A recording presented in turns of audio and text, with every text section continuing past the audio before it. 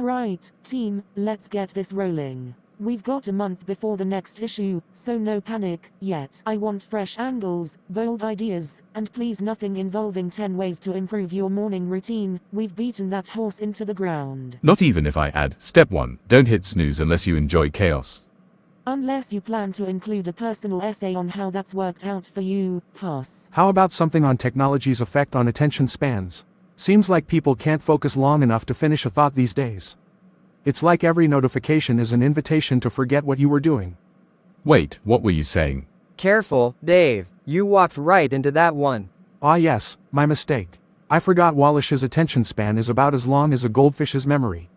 Goldfish don't have to deal with emails.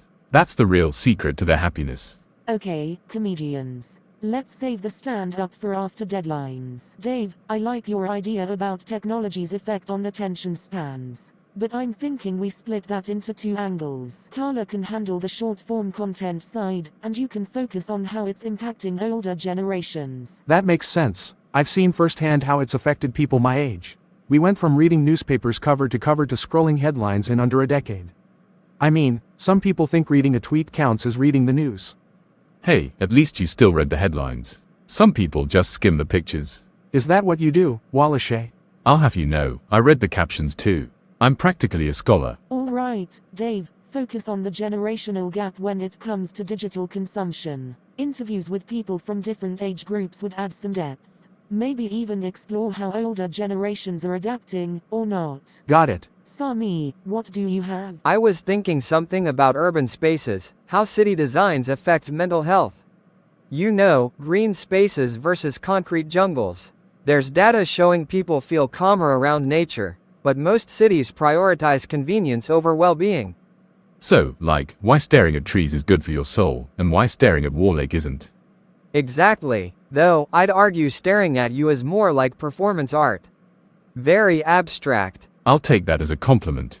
Good angle, Sami. Bring in some case studies, compare city layouts, maybe even interview an urban planner or a psychologist who specializes in environmental psychology. And you? Aside from auditioning for Saturday Night Live, what's your pitch? Okay, hear me out. The psychology of why we always forget our umbrellas when it's clearly going to rain. Wallash. Fine. I've got something real. The rise of digital nomads and how remote work is reshaping identity. I'd cover how working remotely has shifted not just where people live, but how they define themselves.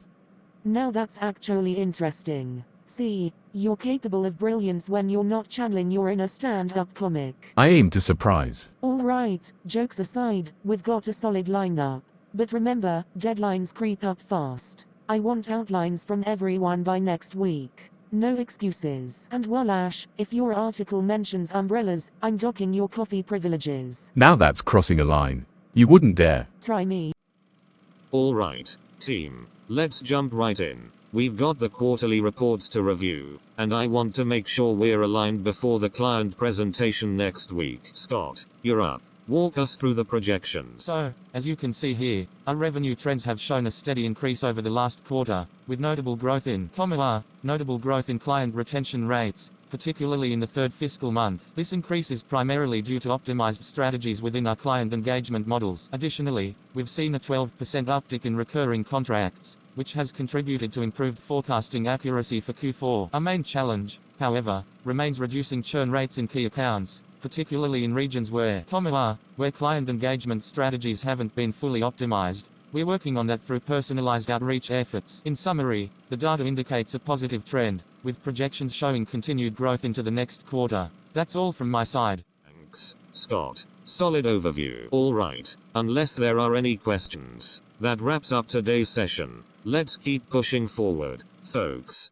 So, are pie charts suddenly that riveting, or did you see a god? Just zoned out for a second. Long morning. Sure, because nothing says on morning like staring at the hallway mid-sentence. Come on, spill. Was it an Excel formula haunting you, or did you see your soulmate walk by? More like a glitch in the matrix. Just thought I recognized someone, that's all. Mystery person. Now we're getting somewhere. Was it someone from your past? A secret twin? A long-lost nemesis? None of the above. Just a random face that looked familiar. It's nothing. Classic deflection. You know this only makes me more curious, right? Fine. Keep your secrets, but when you write a heartfelt email about the one who got away, don't expect me to proofread it. Deal. I'll spare you the sappy drafts.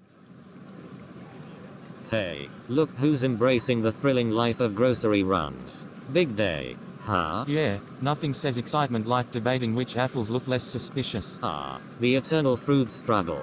They always look fine until you get home. Then suddenly they've aged faster than my leftovers. So, how's life in the accounting trenches? Any spreadsheets try to fight back yet? Not yet, but I think one of them is plotting something. It's always the complicated formulas. You think they're working fine, and then boom, everything breaks. Spreadsheets are like cats. Pretend to behave, but secretly planning chaos. Of course they don't understand, Sir Whiskers. They think socks are just for feet. Just for feet. But we know the truth, don't we? Mismatched socks are portals, tiny fabric doorways to alternate dimensions. That's why they disappear in the dryer. They are not lost, they are traveling. And don't even get me started on spoons. Oh no, not today. That's a conspiracy for another time. Yes, I see them, watching, always watching, but I've got the upper hand, because they don't know I know. She's back at it.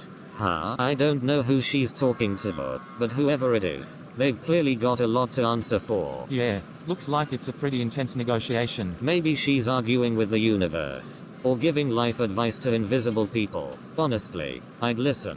She's probably more qualified than half the people I know. So, what's new with you? Solved any world problems today? Well, I successfully avoided doing my laundry for the third day in a row. That counts as an achievement, right? Depends. Are you proud of that? Absolutely. It's an art form. Strategic procrastination. Besides, if I wait long enough, maybe the laundry will just wash itself. I believe in miracles. Let me know how that works out for you. Oh, I will. It'll be the breakthrough of the century. Maybe I should ask her. She probably knows the secret. Ah, the comforting ambience of cracked vinyl seats and the faint scent of questionable decisions. Feels like home. Yeah, nothing says welcome back like the faint aroma of burnt coffee. Alright, what'll it be? And no, we don't serve hope or dreams, but we've got fries that come close. Perfect. I'll take the bacon cheeseburger, extra pickles, fries, and a chocolate milkshake. Because balance is key. Ah yes, the diet starts tomorrow combo. Got it. And for you, you've got the look of someone who's either solving life's mysteries or mentally writing a breakup letter. I'll have the grilled cheese with tomato soup, and coffee. Lots of coffee. Grilled cheese, soup, and a gallon of existential fuel. Coming right up. If you start staring out the window like you're in an indie film, let me know. I'll dim the lights for effect. Okay, Spill. You've got that lost in thought face. Either you're plotting world domination or overthinking what to watch on Netflix. Neither. Just thinking, I guess. UHUH. Sure. That's not just thinking, that's premium. Deep in your own head thinking. What's up? You ever have one of those days where something small sticks with you, and you don't know why? Like, a moment that shouldn't matter, but it lingers. Oh yeah, like that time I accidentally waved back at someone who wasn't waving at me. Haunts me to this day. But yeah, I get it. Sometimes the smallest things take up the most space in your head. Exactly. It's like, it's not even about the moment itself. It's just the feeling it leaves behind. Look at you, getting all philosophical. Next thing you know, you'll be quoting poetry and staring at sunsets. Don't worry, I'm not there yet. Bacon cheeseburger with extra pickles, because clearly, you're living your best life. Grilled cheese and tomato soup, the official meal of I'm having deep thoughts, but staying cozy about it. Let me know if you need a monologue to go with that. I charge extra. You know, sometimes I think we overcomplicate things. Like, maybe those lingering feelings aren't deep life messages. Maybe they're just leftovers, emotional leftovers. Maybe, but even leftovers can be worth keeping sometimes. Spoken like someone was definitely kept cold pizza for too long. Guilty as charged. Here's to leftovers, emotional or otherwise, and to diner food that's probably both comforting and slightly questionable. Cheers to that.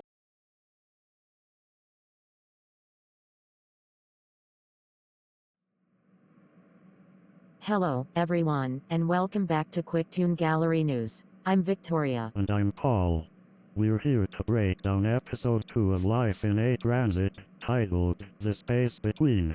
If you thought episode 1 had some memorable moments, this one takes it even deeper. Oh, definitely. This episode shifted gears, pulling us into Scott and Carla's separate lives while keeping that lingering connection between them. It's like they're walking parallel paths, and you can't help but wonder when those paths will cross again. Exactly. Let's kick things off with Carla's work life. We got to see her in full-on writer mode during that editorial meeting.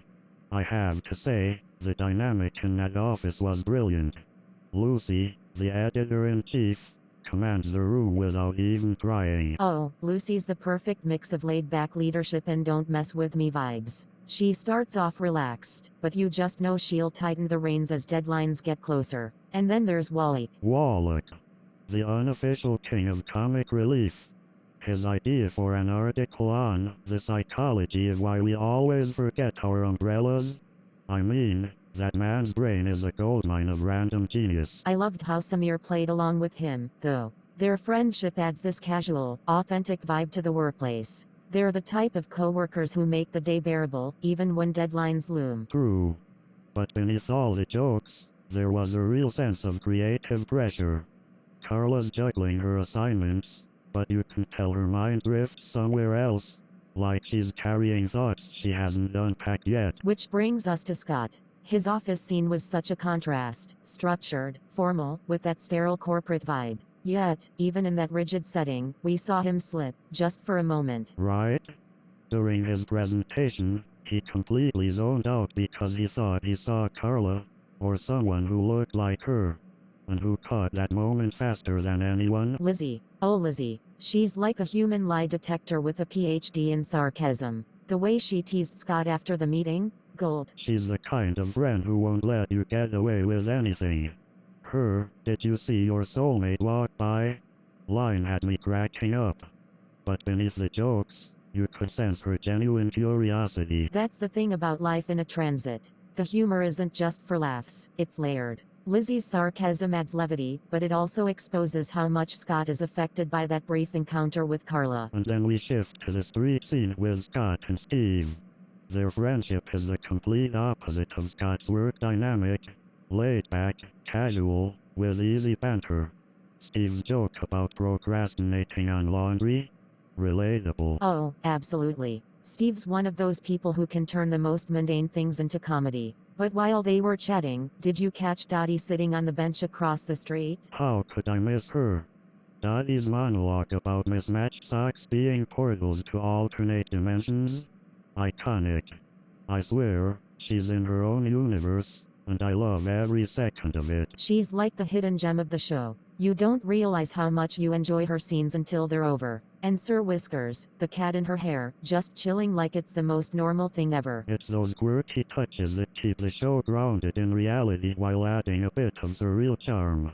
And speaking of charm, let's talk about the diner scene with Carla and Lizzie. That scene felt like a warm cup of coffee on a rainy day, literally, since Carla ordered coffee. Their friendship felt so real. Lizzie's sarcasm balanced perfectly with Carla's quieter, reflective energy. And Randy, the waiter, stole the show with those snarky one-liners. Grilled cheese and a gallon of existential fuel? I mean, that's peak diner wisdom right there. Exactly. But then the conversation took a deeper turn. Carla's line about small moments sticking with you? That hit hard. It's like the show's telling us that even fleeting encounters can leave a mark. That's the beauty of the space between. It's not just about the physical space between Scott and Carla. It's about the emotional space we carry after moments that matter, even if we don't understand why. Well said. And with that, we've wrapped up another thought-provoking episode. If you enjoyed the space between, make sure to like, comment, and subscribe to Quick Toon Gallery on YouTube. And hit that notification bell so you don't miss the next episode. Thanks for tuning in to Quick Toon Gallery News. We'll see you next time with more recaps, insights, and maybe a new Dottie conspiracy theory.